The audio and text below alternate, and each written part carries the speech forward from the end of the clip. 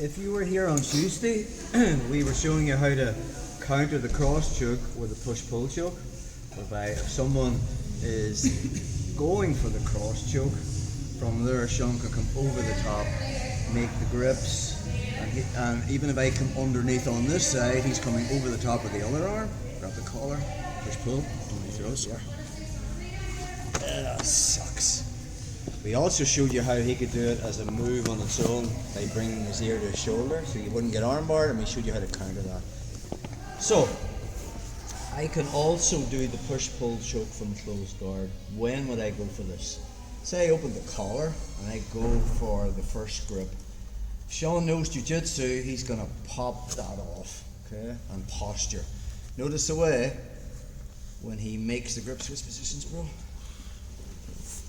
So if you're not into breaking grips, probably the best grip break is when he goes for that first move, I'm looking to see is his elbow connected. Right? If it's not, I'll wedge. Bring your elbow back to your hip. Difficult. And then I'll bring my head underneath. Once I get it to the other side, it's an easy grip break. That's your best option. If he knows jiu-jitsu, his elbow's tucked to his hip. Okay? So rather than just grabbing this and popping it off, don't let me break it, bro. Strong guy. I'm working harder than him. The detail is actually grab the wrist, don't grab the material. Point his knuckles up this way. I'm going to look like a dick if this doesn't work. And now I don't try to pull his fist off, I just posture. Really keep it, bro. So watch, I have it here. Okay. That's your second best option. Okay, we want to pop that off, switch positions. But we can use that. Notice the way when he pops it off, he's posturing. So the minute I'm here and I get that grip, he's popping it off and he's posturing. Why? Because if he stays there and he just pops it off, I'm just re-grabbing again. So he wants to pop that off and posture. Take it back a step. The minute his two hands go on my collar, I'm sliding it down slightly. Right? Even if he's grabbing two hands on my wrist, I'm going to slide it down. And my other hand will grab 4 fingers inside with a thumb down grip. Now I'm going to let him pop it off. The minute he does, I'm finding the other collar. I'm pushing this across his throat and covering it with the lapel. It's even better if he tries to posture. As he postures, he's choking himself. So if you get someone who's always inside your guard and they're constantly just posturing, this is a good time to go for this choke. So again, I'll break him down, I'll open the collar. I'm expecting him to posture. And the minute he gets 2 hands on that, before he breaks the grip, I just slide it down. And then my other hand has 4 fingers inside with a thumb across. I mightn't even wait until he pops that off, I'll just grab this one. Now if I just go across his throat and pull, he might get 2 hands to that fist and then pull it across. So we talked about last time, it's better if I cover it, pull it across now. Okay, but this is a defensive or how to stop that. Let's take a look at that. You need a game plan if they go for this. You need an escape, because if you try to figure something out while he's putting it on, you have seconds before you get tapped. So I'm going to bring my elbow to the far side. That's going to shut down his push-pull choke, but it's going to leave me open to the head and arm and the back take. We're going to do 2 small things to make those things not happen. So let's just say Sean breaks me down. He gets that first initial grip. Just go for the cross collar. Okay. I'm 2 hands here and I'm starting to posture. He's sliding down, making that second grip. Okay.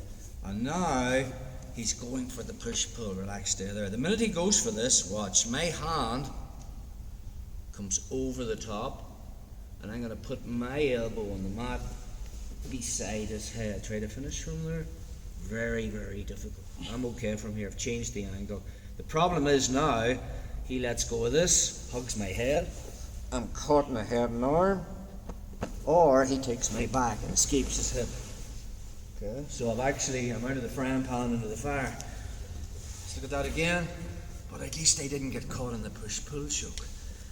So anytime he goes for that push-pull choke and I pop it off and this comes across, so we talked about keeping my arms on the outside. Okay, so I can come over, right, I can come through that space as well. Once I'm there, notice the way he's the profile now, but watch what happens when I cut that angle. From there, I'm taking away the profile he needs to push for that. Now, the minute he switches to head and arm, I just lift my knees off the mat and put my weight on my elbow.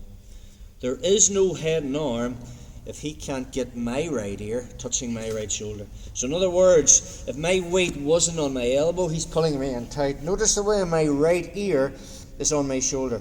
Go. I'm gonna get tapped. Watch. Lift your knees off the mat and physically put the weight on your elbow. Hit it now. Now he can't take my back, so watch. This foot steps out and I make a wedge with my knee against his left hip. Take my back now, bro.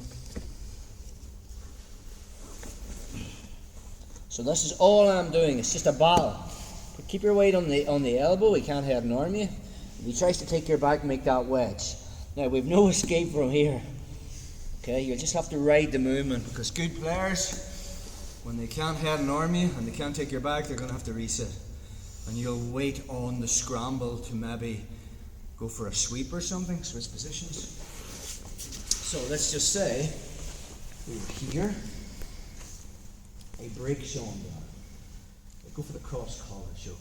As he goes to pop it off, I just slide it down. I make the grip, and now I'm going for it.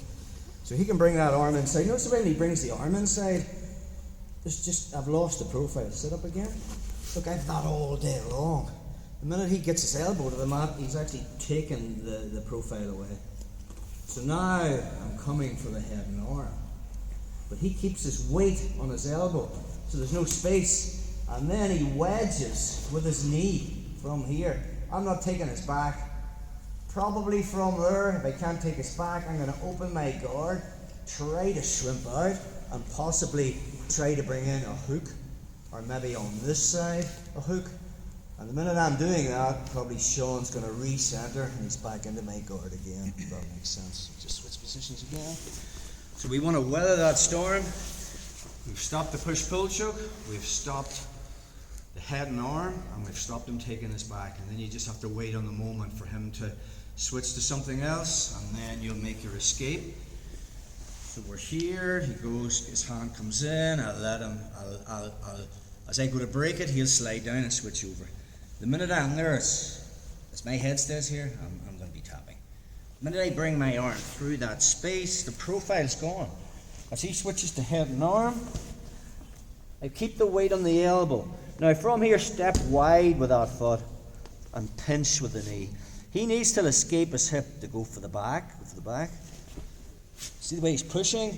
Probably from that position now, as he starts to push, that would be a good time for me to push his knee down. And now move into some kind of passing position. Okay, let's play with that, guys. So 3 little